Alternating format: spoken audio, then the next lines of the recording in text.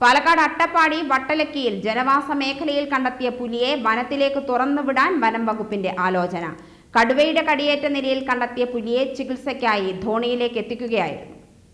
June 10-നാണ് വട്ടലക്കിയിലെ ജനവാസ മേഖലയിൽ ഗുരുതരമായി പരിക്കേറ്റ നിലയിൽ ഒരു പുള്ളിപ്പുലിയെ കണ്ടെത്തിയത്. ഏറെ പ്രയാസപ്പെട്ട് പുലിയെ പിടികൂടി വനംവകുപ്പ് കേന്ദ്രത്തിലെത്തിച്ച ചികിത്സ നൽകി. പക്ഷേ പുലിക്ക് ഗുരുതരമായ പരിക്കുകളാണ് ഉണ്ടായിരുന്നത്. വനത്തിൽ വെച്ച് കടുവയുടെ ആക്രമണത്തിൽ പരിക്കേറ്റതാണെന്നാണ് വനംവകുപ്പ് വ്യക്തമാക്കിയിരുന്നത്. തുടർന്ന് ജൂൺ 15-ന് തോണിയിലെ വനംവകുപ്പ് കേന്ദ്രത്തിലേക്ക് മാറ്റുകയും പുലിക്ക് മതിയായ ചികിത്സ നൽകി വരികയും ചെയ്തു. ഇപ്പോൾ പുലിയുടെ ആരോഗ്യനില തൃപ്തികരമാണ്. സ്വന്തമായി ഭക്ഷണം കഴിക്കാൻ കഴിയും വിധം ആരോഗ്യം വീണ്ടെടുത്തിട്ടുണ്ട്. ശരീരത്തിലെ മുറിവുകളെല്ലാം ഉണങ്ങുകയും ചെയ്തു.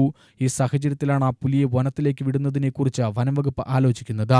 സാധാരണഗതിയിൽ ഒരു പുലിക്ക് ഇത്തരത്തിൽ പരിക്കേൽക്കുകയാണെങ്കിൽ അത് ആരോഗ്യനില വീണ്ടെടുത്താൽ അതേ വനത്തിൽ തന്നെ തുറന്നുവിടുകയാണ് പതിവ്.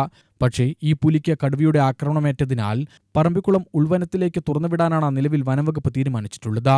വനംവകുപ്പ് ഡോക്ടർമാരുടെ വിദഗ്ധ സംഘം നൽകുന്ന റിപ്പോർട്ടിന്റെ അടിസ്ഥാനത്തിലാണ് ഇക്കാര്യത്തിൽ സ്ഥിരീകരണമുണ്ടാവുക.